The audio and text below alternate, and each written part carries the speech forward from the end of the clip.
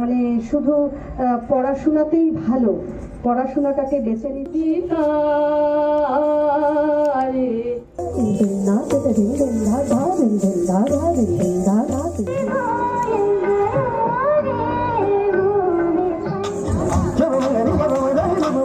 Good evening friends, welcome back to my YouTube channel Bong official. বন্ধুরা, আজকে আমি চলে আসলাম ঋতিকাদির ফ্ল্যাটে। আমাদের সাইট নিবার ঋতিকাদি, তোমরা যারা পুরনো বন্ধু আমার ওয়াইটিতে ইউটিউবে, তারা অনেকেই জানো উনি ড্যান্সের কোরিওগ্রাফার। ওনার একটা ড্যান্স ইনস্টিটিউশন আছে, সেটা বাড়িতেই বর্তমান হচ্ছে আর বাইরেও আছে। আজকে ওনার বাড়িতে সরস্বতী পুজো হচ্ছে, তো প্রতিবারই এরকমভাবে সরস্বতী পুজোর দিন এইখানে এবং এই সময় এইভাবেই পুজোটা করা হয়। দেখো, সরস্বতী মাকে দেখাচ্ছি তোমাদের। আর তার সাথে সাথে আমাদের ফ্ল্যাটের সবার ওনার আজকে ফ্ল্যাটে নেমন্তন্ন আছে পুজোতে। আমাদেরকে পুজোর প্রসাদ বিতরণ করেছে এবং আমাদের ছাদের উপর একটা অনুষ্ঠান হবে, নাচের অনুষ্ঠান হবে। তো আমরা সবাই যাব, অংশগ্রহণ করব। এখন ঘড়িতে হলো 6:30, ডট 6:30। তো আমরা সবাই এখন সমবেত হয়ে ওনার সাথে থাকবো। আমরা সবাই একসাথে মিলিত হয়ে এই অনুষ্ঠানে অংশগ্রহণ করব। তো আমার কাজ হলো আমি ভিডিওর মাধ্যমে সব কিছু ক্যাপচার করে আমি তোমাদের কাছে পৌঁছে দেব আজকের ভিডিওটা। আশা করি তোমাদের সবার খুব ভালো লাগবে। জন্য তোমাদের আজকে বং অফিসিয়াল চ্যানেলে চোখ রাখতে হবে। তো চলো দেখিয়ে দিচ্ছি। দেখো ওনার পুজোর জায়গাটা কিভাবে সাজানো হয়েছে, টোটালটাই দেখাচ্ছি।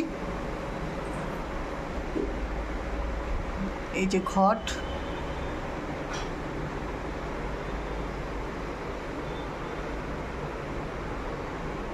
ওনার নাম হলো ঋতিকা সোম চৌধুরী। তো তোমরা যারা যারা এই ভিডিওটা দেখবে, তোমাদের যদি কারোর ওনার ক্লাসে তোমাদের ছেলে মেয়েদের, ছোট বাচ্চাদের ভর্তি করানোর প্রবণতা থাকে, তাহলে ওনার সাথে যোগাযোগ করে নিয়ে চলো দেখিয়ে দিচ্ছি। এই যে উনি এই ঘুঙ্গুরুগুলো পরে উনি নাচ শেখায় এবং নিজেও নাচ প্র্যাকটিস করে। আর এই যে এটা মা সরস্বতী, এটা অষ্টধাতুর। তো চলো বন্ধুরা, সাথে সাথে ওনার এই ড্যান্সের ইনস্টিটিউশন যে বাড়িতে আছে সেটাও একটু শেয়ার করে দিচ্ছি। এখানে এই রুমে শেখানো হয়, এই জায়গাটাতে। ওনার সপ্তাহে অনেক দিনই ক্লাস থাকে, শনি রোববার তো থাকে এবং হয়তো ফ্রাইডে, ওয়েডনেসডে এরকম একটা সময় ধরে বার ধরে শেখানো হয়। এবং উনি বাইরে গিয়েও শেখান, বাইরে ওনার ইনস্টিটিউশন আছে। আর এটা হলো নটরাজের একটা মূর্তি। যেহেতু উনি ড্যান্সার, এরকম নটরাজ আসামের এই যে গামছার একটা চিহ্ন থাকে, গামছা দিয়ে বরণ করা হয় পান দিয়ে। আর এই যে ওনার এটা আসাম থেকে পাওয়া, রঙালী বিহুতে উনি এই যে কলকাতা আসাম কালচার অ্যাসোসিয়েশন, উনি এই পুরস্কারটা পেয়েছে। এই যে এই পুরস্কারটাও পেয়েছে, এগুলো সব দেখাচ্ছে অ্যাওয়ার্ডগুলো। এটা আসাম থেকে অ্যাওয়ার্ডটা ওনাকে দিয়েছে, সম্মানিত করেছে। এই যে ওনার হাতের কাজ দেখো, এই যে পটারি, উনি নিজের হাতে এগুলো ক্রিয়েট করে।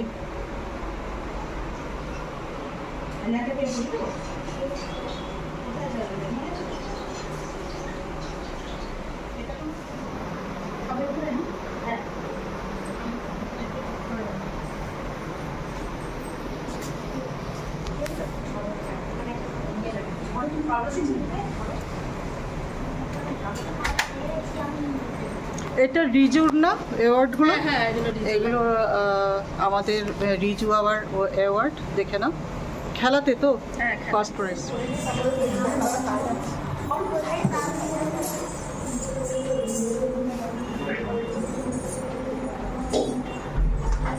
এটাতে কিন্তু আমাদের কথক নৃত্য ভীষণভাবে ব্যবহার থেকে শুরু করে এখন তো পদ্মবিভূষণ পণ্ডিত বিরজু মহারাজজি লাস্ট করে গেছেন মোহে রঙ্গলাল, তার আগে ইয়ে করেছেন দেবদাস করেছেন। আমাদের কলকাতার প্রচুর ডান্সার সেখানে, সিনিয়র ডান্সাররা সেখানে কাজ করেছেন। তো এরকম আমার মনে হলো যে মুঘল আজম, আমরা সবাই জানি ইন্ডিয়ান প্যানোরামার একটা মানে কি বলবো, একটা ছাপ মেরে যাওয়া, ছাপ রেখে যাওয়া একটা অসম্ভব ভালো সিনেমা, একটা ক্লাসিক সিনেমা যেটাকে বলা যায়। তাতে তাদেরকে খুব মানে বহুল সেখানে ব্যবহার হয়েছে। তার মধ্যে একটা মোহে কনঘট পে নন্দলাল আমরা সবাই দেখেছি। আর এবার ওরা চেষ্টা করলো, ওদের দিয়ে করালাম একটু। আর এগুলো তো করতে ওদের কেন, আমারও ভীষণ ভালো লাগে এই ধরনের নাচ। তখন না এটা সাধারণ, যারা আবার এই কথাক মানে বোধ হয় কঠিন কিছু এই ওই তাই ভাবে একটু দূরে সরে থাকে, তাদের ভালো লাগানোর জন্য এগুলো কিন্তু হিস্ট্রি যদি আমরা দেখি, মুঘল আজমের এই যুগান্তকারী গান এবং তার সাথে ডান্স কম্পোজিশন অসম্ভব সুন্দর চেষ্টা করছে ওরা। সেজুতি এবং স্মিতা দুজনে দেখুন আপনারা।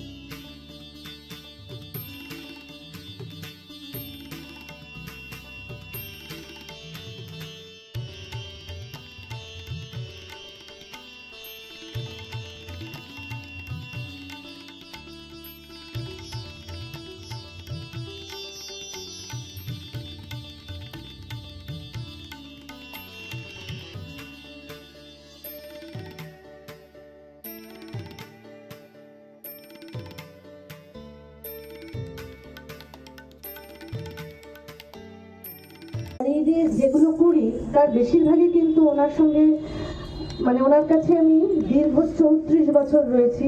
মানে আমি হিসেব করি, আমার ভালো লাগে হিসেব করতে। তখন এখন তো ভাবছি 2025, তাহলে ওটা 35 বছর হলো, যেন মনে হয় কতদিন।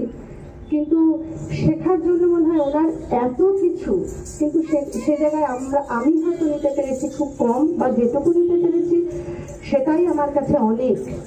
আমার মানে ওনার ধারণ ক্ষমতা তো অনেক বেশি, আমাদের তো কম। এই যে নাচ, মানে সিনেমার নাচ, আমরা বলি সিনেমার নাচ, একটা সময় ছিল নাক সিটকাতো, খুব সোজা ভাষায় বলছি সিনেমার নাচ, কিন্তু তার মধ্যেও যে এথিক্স আছে সেটাও যে কত সুন্দর হতে পারে, একটা মানে ক্লাসিক জায়গায় যেতে পারে, সেটা এগুলো দেখলে বোঝা যায়। আর আমার স্যারকে আমি দেখেছি, উনি বলেন সব কিছু থেকে শিখবে। ওই যে সিনেমা উনি নিজেও করেন, ছোট ছোট ছোট ছোট কোলাজ, এটা সাধারণ মানুষ যারা কার নয় নিবদ্ধ নেই, অত ঘোর কাজ বোঝে না, 8:30 12:30 হেনা তেনা, তাদের জন্য এগুলো খুব ভালো লাগে। আর আমাদের ভারতীয় সংস্কৃতিকে সবার কাছে পৌঁছে দেওয়ার এটাই তো সবচেয়ে বড় মাধ্যম, সবচেয়ে বড় জিনিস। ওনাকে সবসময় দেখি, তো আমারও মনে হলো এটা তো সত্যি, এটা খুবই দরকার। আর যেটুকুই করছি, যা করছি, সবই তার শিক্ষাতে, তিনি যা শিখিয়েছেন সেভাবেই চলছি। ভুল ত্রুটি হয়তো থাকছেই, উনি নিশ্চয়ই ক্ষমা করেন। আর যাচ্ছি পরের প্রেজেন্টেশনে। পরের প্রেজেন্টেশন আসলে তিতলি এত সব খবর রাখে, তিতলি বোধহয় নিচে চলে গেল না? ব্যাস, আমার অবস্থা খারাপ না। ও খুব সুন্দরভাবে আমার সঙ্গে, না মানে একজন থাকে তো যার উপর ভরসা করা যায়, ওর উপর আমি ভরসা করতে পারি খুব ভালোভাবে। আমাদের পরের প্রেজেন্টেশন, আমরা বরং একটু গানে চলে যাই। আমার দিদি এই মুহূর্তে আছে। হ্যাঁ, আমি বারে বারে বলে আর মানে এক কথাই মনে করাবো না যে আমার এই নাচটা আমি ভালোবেসে শিখতে শুরু করেছিলাম, কিন্তু প্র্যাকটিস কাকে বলে বা কি, এগুলো গুরু ছাড়াও ওর কাছ থেকে আমি অনেক শিখেছি। ও যখন করতো একই কথা বারে বারে বলি, ভোর 5টার সময় উঠে কানের পাশে আমি শুনতাম, আমি তখন ছোট, ও রেওয়াজ করছে, তখন মনে হতো কানের কাছে কি চাচা বাবা ঘুমটা ভাঙালো। পরবর্তীকালে রিয়েলাইজ করেছি যে কি, ওর মতো করে আমিও ভাবতে শুরু করেছি। তখন মনে হয়েছে যে ওই আমায় এটা ভাবিয়েছে। ও এখনো একনিষ্ঠ ওর আর্ট ফর্মের প্রতি, হয়তো আমার মতো করে ওর নেয়নি বা পায়নি, কিন্তু ও এখনো একনিষ্ঠ, এটাই অনেক বড়। ও আমার সহোদরা স্নাতকা সোম চৌধুরী।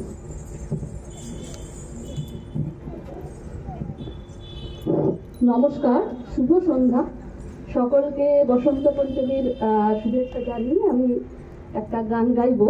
তো আপনারা জানেনই আমি রবীন্দ্রসঙ্গীতই প্রত্যেকবার শোনাই, তো এইবার একটু আলাদা। সেটা হচ্ছে, একটু বলি যে রবীন্দ্রনাথের, সবাই জানি সেটা, যে রবীন্দ্রনাথ ছোটবেলা থেকে ভীষণ সাংগীতিক পরিবেশে মানুষ হয়েছেন, এবং সেখানে বড় বড় ওস্তাদরা সেই সময় তার বাড়িতে এসে গান শেখাতেন। সকলে গানের মানে কি বলবো, রেয়াজ করছেন।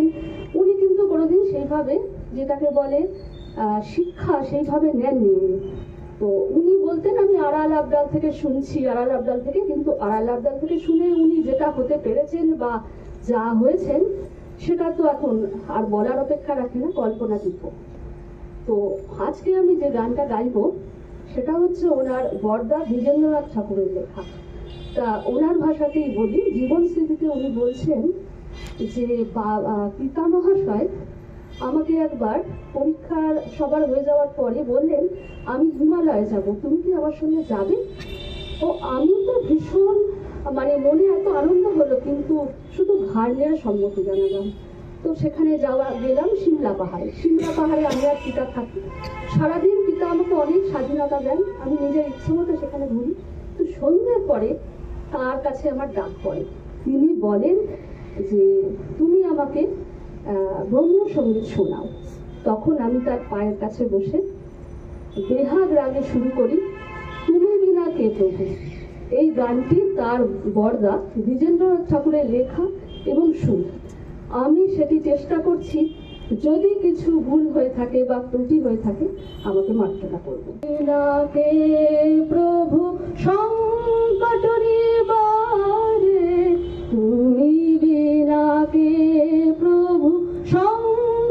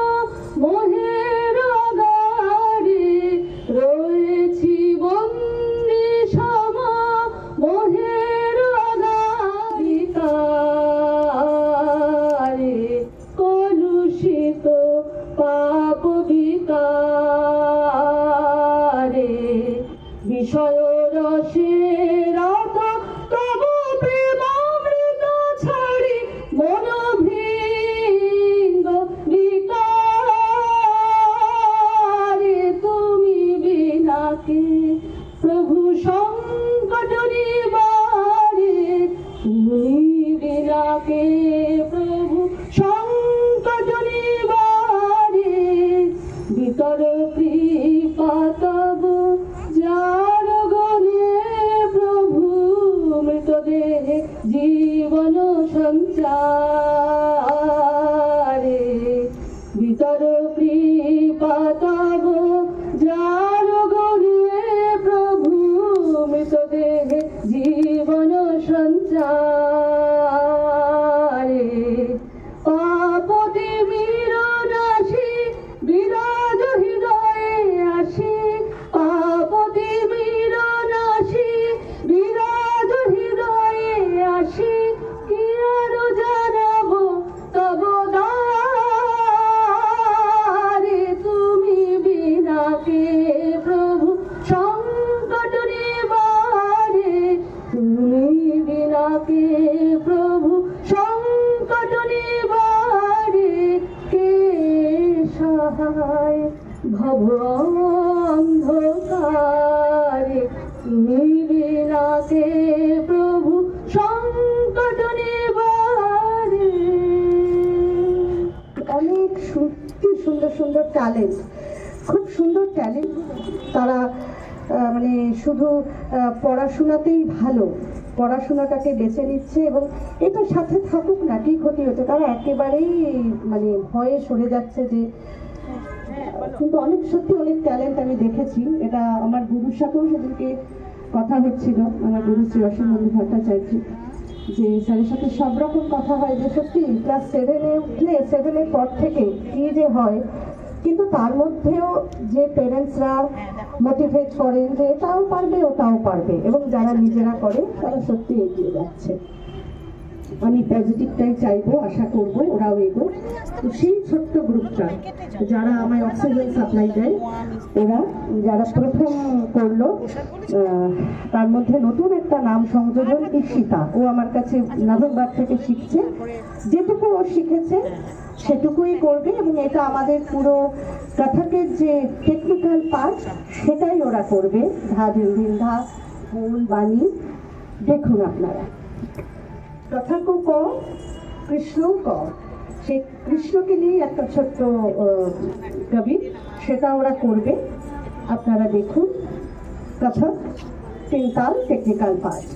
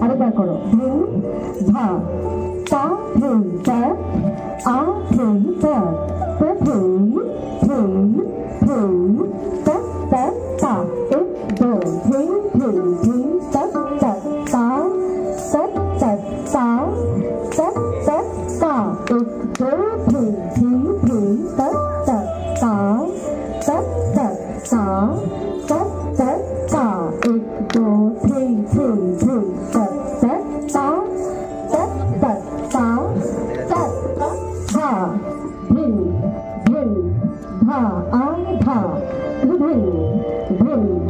ধা আ না তেল তেল না আ তে তে বেগুন ধা পিঠা পিঠা থই পিঠা পিঠা থই পিঠা দিক দিক থই পিঠা দিক দিক থই পিঠা দিক দিক থই তা থই আ থই পিঠা পিঠা থই পিঠা পিঠা থই পিঠা দিক দিক থই পিঠা দিক দিক থই পিঠা দিক দিক থই তা থই আ থই পিঠা পিঠা থই পিঠা পিঠা থই পিঠা দিক দিক থই পিঠা দিক দিক থই পিঠা দিক দিক থই তা থই তা থই ভিন ধা আ ধা ভিন ভিন ধা আ না এবার আমরা কবি যাব না ভিন ভিন বলো তোমরা कबर नाचत रंगी लड़ी तभी भी भाव नहीं कापड़ कमरू दूर बाज झनननना झनननना झनननना कबर नाचत संगी तरीत विविध भावगत नहीं कापड़ कमरू बाज झनननना झनननना झनननधा धुन धुन धा आ धा धुन धुन धा आ ना तिन तिन ना ते ते धुन धुन धा आ ना धुन ना ना धुन ना ना धुन ना ना धुन ना ना धुन ना ना धुन ना ना धुन ना ना तिन तिन ना आ धीम तधा आ धीम तधा धीम तधा